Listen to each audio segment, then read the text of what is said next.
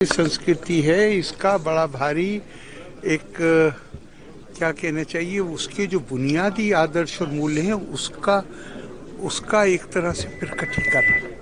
कि जहाँ सारी विभिन्नताएं समाप्त हो जाती हैं, कोई किसी को नहीं जानता और सब एक जगह आके इतने दिन तक एक ही भाव उनके मन में होता है।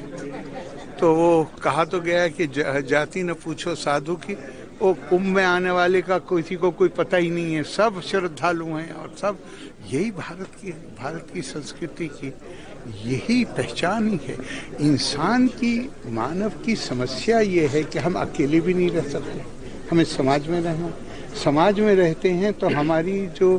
प्रवृत्तियां हैं, उस प्रवृत्ति में एक प्रवृत्ति ये भी है कि हम श्रेष्ठ बन के रहना चाहते हैं, उसमें ही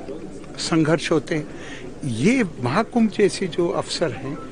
ये हमें थोड़ा सा एक प्रशिक्षण देते हैं कि कोई श्रेष्ठ नहीं, सब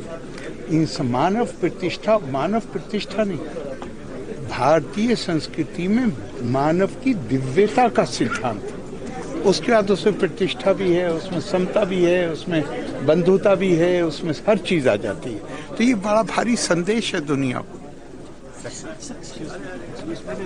है, जो ही मैं इतनी देर बोला हूँ इसलिए है कि हमारे यहाँ जो जिसको हाईएस्ट आइडियल कहा गया है, सर्वोच्च आदर्श भारतीय संस्कृति का, भारतीय दर्शन का, और धर्म को अगर आप रिलीजन के सेंस में इस्तेमाल न करें तो भारतीय धर्म का जो सर्वोच्च आदर्श है वो एकात्मता है। एकात्मता का मतलब है, स्वामी विवेकानंद जब ये कहते हैं कि पूरी मानव जाति को उनकी दिव्यता, वो ये नहीं कहते भारतीयों को बताना, पूरी मानव जाति को, तो हमें तो हर किसी के अंदर वही परमात्मा नजर आता है, तो हम उसको आदर देंगे, हम उसका सम्मान करेंगे, हम उसको स्वीकार करेंगे। तो ये चीज भारतीय संस्कृति में है, तो इसलिए मेरा मानना है हम दुनिया को वो रास्ता दिखा सकते हैं। सर, हमारी शिक्षा चाहिए जहां